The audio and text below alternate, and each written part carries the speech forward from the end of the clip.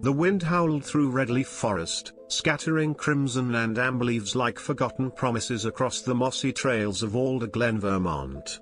It was a crisp October morning, the kind that smelled of damp earth and wood smoke, where the air bit your cheeks just enough to remind you winter was creeping closer. Deputy Cole Maddox, a lean man of 32 with sandy hair and a runner's build, lay crumpled against a red maple, blood seeping into the soil like ink on parchment. He'd been left for dead, no radio, no backup, only the silent trees closing in. Cole had uncovered something dangerous, whispers of illegal logging and firearms trade in these quiet woods, and someone had ensured he wouldn't walk out alive. But the forest wasn't empty.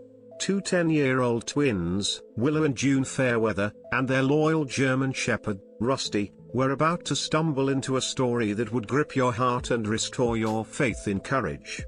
This is the kind of tale we love sharing on Midnight Tales, so hit that subscribe button and ring the bell to join us for stories that inspire, uplift, and remind you why doing what's right still matters. Willa led the way down the South Trail, her hazel eyes sharp, chestnut braid swinging against her navy scarf. She was the protector, steady and watchful.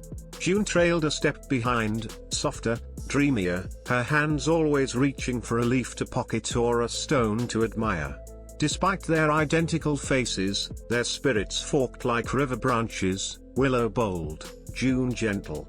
Both wore faded forest green jackets and mittens their mother, Mary's, had knitted in better days. Rusty, 5 years old with sable fur and wide amber eyes, padded at their heels. A rescue with a limp from an old hip injury, he'd failed search and rescue training but carried the heart of a guardian. His ears twitched at every rustle, his limp barely slowing him. He was their shadow, their warmth, their unshakable companion. The trail was quiet, blanketed in dead leaves, the only sounds the crunch of their boots and distant deer hooves snapping twigs. Then Rusty froze, nose high, ears sharp. He barked once, urgent, and darted off the path, weaving through trees. The girls followed, hearts pounding, as if they too felt the air shift. 30 paces in, they saw him, Cole, slumped, pale, lips blue, a gaping wound in his abdomen pulsing with each shallow breath. Willa gasped. June froze. Rusty circled, sniffing, calm but alert. Willa dropped beside him, fingers trembling near the wound. "He's alive," she whispered.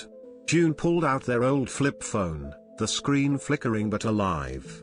"I'm calling 911, she said, voice shaking as she dialed.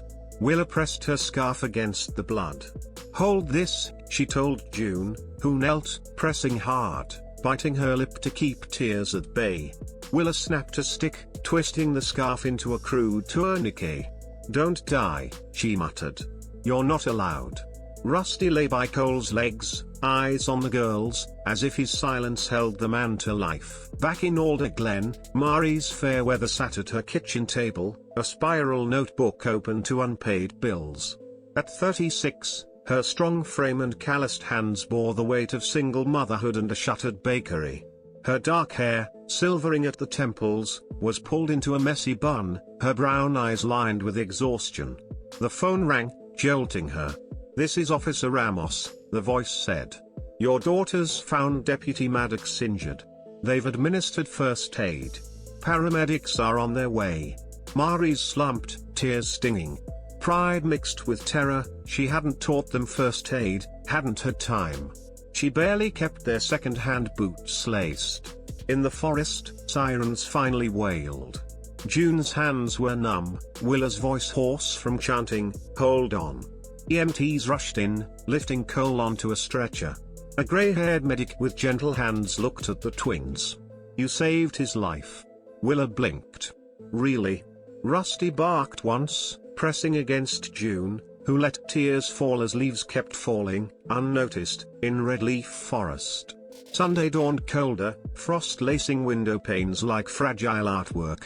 Mary's stood by the stove, kettle rattling, her shoulders stiff from a sleepless night. Willa and June sat at the table in pajamas, cheeks pink from the heater. Rusty lay curled beneath, ears twitching. A knock came. Detective Valerie Monroe, early 40s, lean with short black curls and sharp eyes, stood at the door. "May I come in?" she asked, her voice low but kind. Maurice nodded. Monroe sat across from the twins. "Deputy Maddox is alive because of you," she said. "He's stable, out of surgery." The girls exchanged glances, unsure. Monroe smiled. "Sometimes bravery is mittens pressed into a wound." Rusty woofed softly, and June patted his head. "He knows good people," she said. Monroe's eyes flickered with a memory, her own mother, raising 3 kids alone after her father's death. She left her card and a promise to check in, respecting Maurice's quiet refusal of charity. That afternoon, a news van arrived. Holly Marks, a sprightly blonde anchor in a red peacoat, asked to feature the girls on MidnightTales' evening segment. Maurice hesitated, but Willa's eager nod and June's shy smile won her over. "Keep it respectful," she said. The segment aired at 6 p.m., showing Willow explaining Rusty's alert, June blushing as she held up the bloodied scarf. "We just wanted to help," June said. "No one should be alone like that." The clip spread online, comments flooding in, "Brave girls. Where do we donate?" Maurice turned off notifications. She didn't want pity, she wanted a job, a home she wouldn't lose. That night, an envelope appeared at her door with a grocery gift card and a note, "From someone who knows what it's like. No strings. VM." Maurice stood in the cool air, something inside her loosening, like a knot gently undone. At Alder Glen Elementary, the hallway smelled of pencil shavings and applesauce. Paper stars lined the walls, a bulletin board proclaiming local heroes with a photo of Willa, June, and a cardboard police cruiser. In the gym, Principal Naomi Hayes, mid-50s with silver curls and a bronze fox brooch, addressed the students.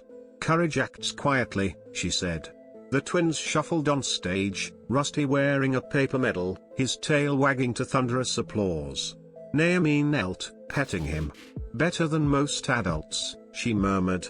Across town, Cole lay in a hospital bed, staring at the ceiling. 17 stitches, 2 transfusions, but Lucky felt wrong. Monroe visited, carrying photos of tire tracks, a rusted pistol, and a cracked radio. Cole pointed to the radio. "Police issue, 90s. Like my dad's." George Maddox, his father, had vanished 20 years ago, officially a voluntary disappearance. Cole never believed it. "The shooting wasn't random," he said. Monroe frowned. "Someone's been watching." Willa and June, restless, returned to the forest with Rusty, drawn by curiosity. Near Miller's Hollow, Rusty barked at a disused logging path, where rusted barrels lay half-buried. Willa scribbled in her notebook, "South of Miller's Hollow." Rusty reactive. They snapped a photo with June's phone and tucked it away. That evening, Monroe and Cole, still limping, searched the same trail. Cole spotted a cracked radio, initials GM faded on the back. "My father," he whispered. Monroe saw drag marks, faint boot prints. "Forensics tomorrow," she said. At the precinct, Sergeant Louis Corian, a grizzled 50-something who'd trained George, trembled as he held the radio. "Secrets don't stay buried," he said. Maurice and the girls fixed their oven, cheering as it flickered to life. Rusty barked, stealing dough as they baked apple crumbles for an anonymous order. The apartment filled with cinnamon and hope. Willa wrote in her notebook, "Radio found. More buried." Days later, a storm hit. The twins, chasing clues, were caught in red leaf as rain lashed and voices echoed, men, headlamps flickering, one saying, "Those girls saw something." Rusty growled, leading them to a hollow under tree roots. They hid, shivering, as Rusty charged 2 shadowed men, knocking one down, taking a hit but drawing them away. Cole and Monroe, alerted by Maurice's frantic call, braved the storm. "Girls!" Cole shouted. A small voice answered, "Here." They found them, Rusty limping back, bloodied. Cole carried him to the vet. Dr. Martha Lou, calm and precise, said, "He's strong. If he makes it through tonight, he'll be okay." A month later, autumn softened. Mari's reopened crumbs and crusts at the market, her booth brimming with scones and tarts. Willa and June handed out napkins, Rusty bandaged but wagging. At the municipal center, Cole, now in community outreach, launched the Junior Lifesaver program for the twins. Heroes don't need badges, he said. Monroe awarded Rusty a K-9 civilian honor, the crowd standing. That night, Cole played a cassette from Monroe, found misfiled in evidence. George Maddox's voice crackled, "Choose right, son, even if it costs you." Tears fell as Cole set it down. On the steps, Willow asked June, "Did we really save someone?" June nodded. "More than one." Rusty's tail thumped. Willow smiled.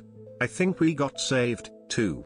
This story, shared on Midnight Tales, shows courage doesn't need age, and love doesn't need riches. It's two girls, a wounded dog, and a choice to act when it matters. Maybe your kindness is someone's miracle. Share this with someone who needs hope, comment your thoughts, and subscribe to Midnight Tales for more stories that light up the dark. Stay kind, stay brave, and may you find miracles in the quiet moments.